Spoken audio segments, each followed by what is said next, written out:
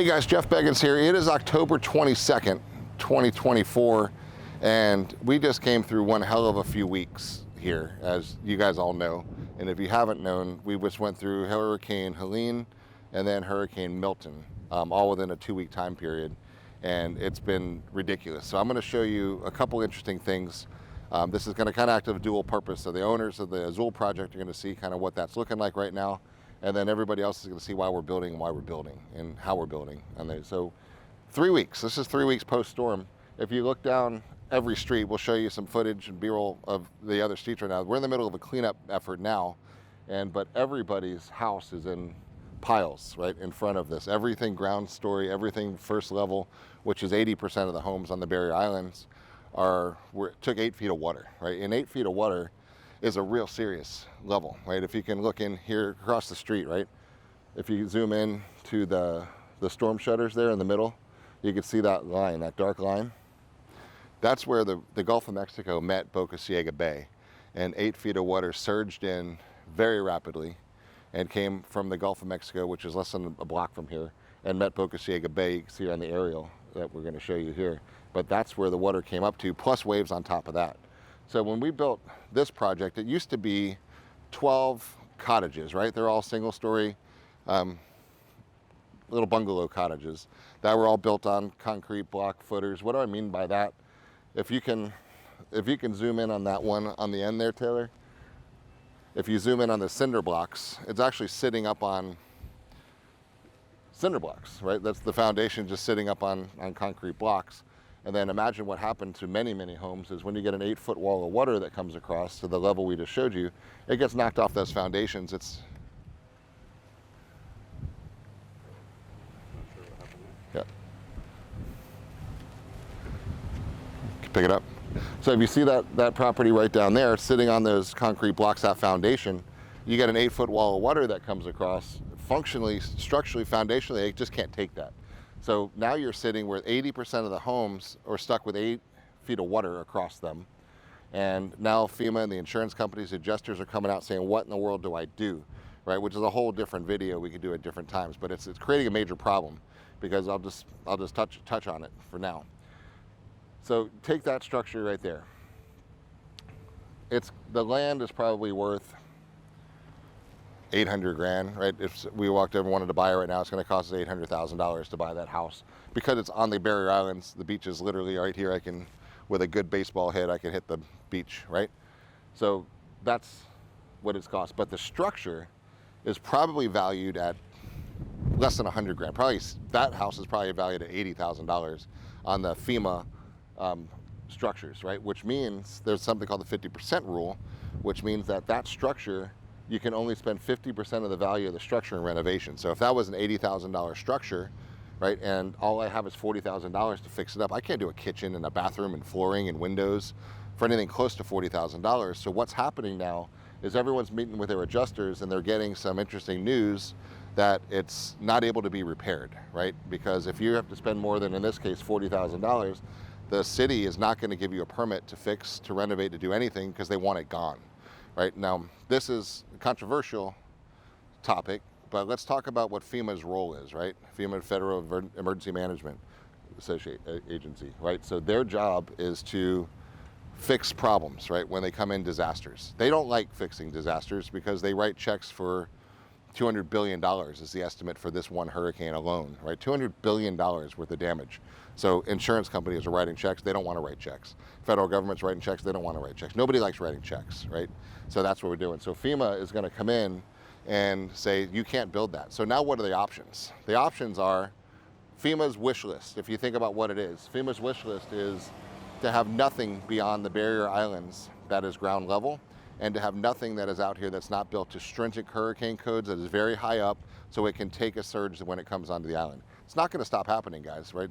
You're going to have climate events, you're going to have hurricanes, you're going to have surges, so we're just going to make sure structures are built that can handle it, right? And that's what FEMA is going to make it very, very difficult for anybody to rebuild a home, an older home that's ground level. It's just the facts, and we're watching it play out in real time right now, and it's not, people aren't getting the answers they want to get. So what they really want is that house to go away and something to go in its place that's about 15 feet high, right? Concrete structure, that's garage only underneath, nothing on the finished floor, and then get up there 1 or 2 stories, whatever you want to do. And then when a hurricane comes, you have a notice, right? They're going to do a mandatory evacuation order. Get in your car or your car's, right, and get out of town. And then we're going to let you know when it's time to come back on the island. And then when we tell you it's all clear after we've done the cleanup, you can now come back to your house. Guess what? Your house is in great shape. It's 15 feet above sea level. You have to pressure wash out your garage and go back to life, right? And nobody got hurt, nobody died, no damage happens. That's what they want, and they're going to get their way, right? So this is a good example. So these are the 12 townhomes we just finished. Here, this is the Madeira Beach. This is Azul Townhomes.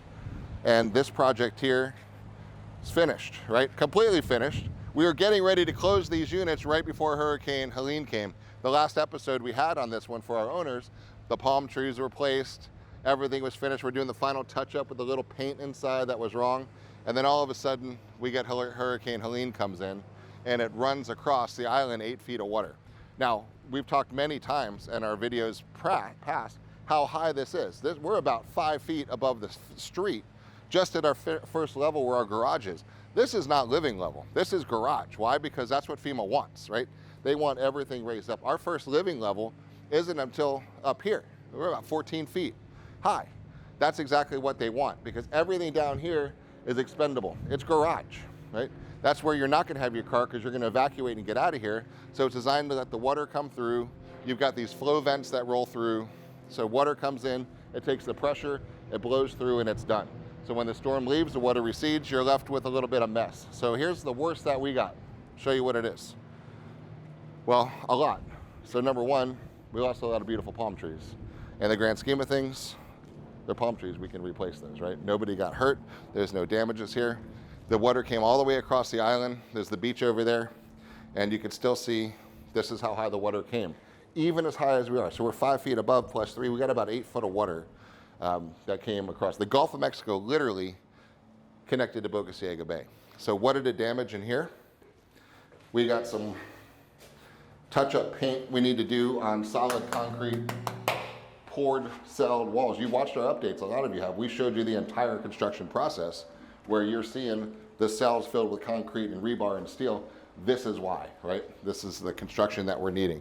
So in here, the only thing we had, it's unfortunate, but it's certainly not destructive, right? We got a little bit of drywall cuts we had to do to take out some baseboards, replace a little bit of drywall, and replace 3 stairs, right?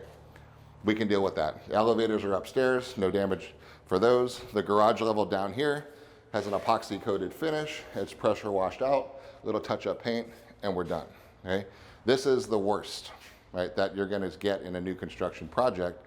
Now, what can we do differently? If you wanted to, you can readjust the entry and make it a little bit higher, but the reality of getting an 8-foot surge is very unrealistic, but we're built for it. We could have taken a 14-foot surge, and that's how the properties were built. So I just wanted to graphically show why we're building the way we're building, why we were forced to build the way that we're building, and what FEMA wants from everybody here.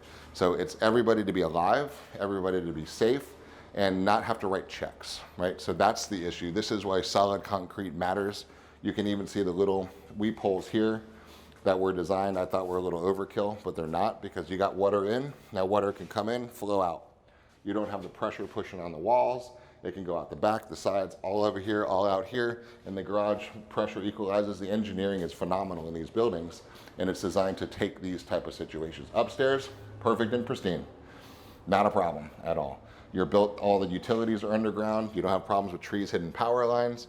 So these things don't even really lose power, and they're ready to go. So this is a graphic illustration of why FEMA is doing what they're doing and why they're pushing what they're pushing. Now, I'm not downplaying the destruction, because it's terrible and it's heartbreaking, and this is my community, and a lot of people got really, really damaged and very, very hurt in this when their whole home's gone, right? So what I'm hoping happens as a result of this is very affordable funding to rebuild.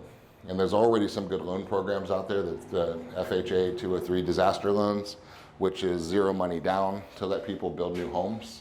And I think we're going to see more of that. And I really, really hope the federal government, states get together and figure out a super low interest way to get everybody to build up above the harm, right? And just be strong and be places you just don't have to worry about a thing and just build up something. You have to build anything crazy.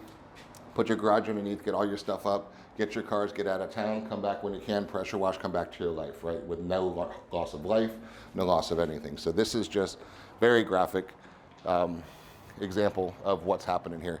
We're gonna show you a couple other things from the city and that are gonna be pretty interesting. We're gonna go across the street and we're gonna look at a couple of these condo buildings because it's very alarming to me. And I don't have a good feeling about what some of the situations on these buildings are. And I'm gonna show you what we're talking about. And I'd love to get your feedback and comments on this one. And also on this one too, right? So you're talking about what does it cost to build this way? And it's not cheap, but it's priceless in the grand scheme of things. That's why we need interest rates to come down. We got an election coming in a couple weeks. Whatever sorts that out, I hope that the interest rates will drop down, the economy will get a little bit more solid, rates will drop and allow people to rebuild, because there are literally thousands of homes that need to be rebuilt, and FEMA's not going to let a lot of them come back, so there's going to be no choice but to sell them for land value or to build a new home on them, spec them, and sell those new homes that are raised up to that level. So it's going to be an interesting several months as the FEMA checks process we watch unfold, as the insurance checks come, and what the cities do as far as being able to allow to be built and not built. And we'll bring it to you step by step what happened here, because it was devastating. 2 different hurricanes, a storm event, a surge event, and then a windstorm event, which is interesting. New construction, even the over-engineering of these awnings, we had 125-mile-an-hour winds. All of these awnings are great. Not one piece of damage, not one damage through the windows. Hurricane code windows, all storm impact windows, sliding glass doors, windows, awnings, roofs, everything is set in perfect place. Garage doors, you don't see any of them buckled, right? Because they have the coastal strength bars inside. Everything is built to withstand what it just withstood, and it's designed to do what it's doing. So as you're going through and weighing your options, this is the only way to do it. Please don't put back the old homes, right? You're gonna Band-Aid them and they're gonna be here again, and it's just not safe, right? In my opinion. Let's explore ways to help build you up in a position of strength for yourself. So that's just an example of this north end of town. We're going to bring you a lot more, so keep watching some of the other videos, especially the ones we're about to do on the condos, and reach out with any questions. We do watch the comments and the questions, and talk to you guys real soon. Thanks.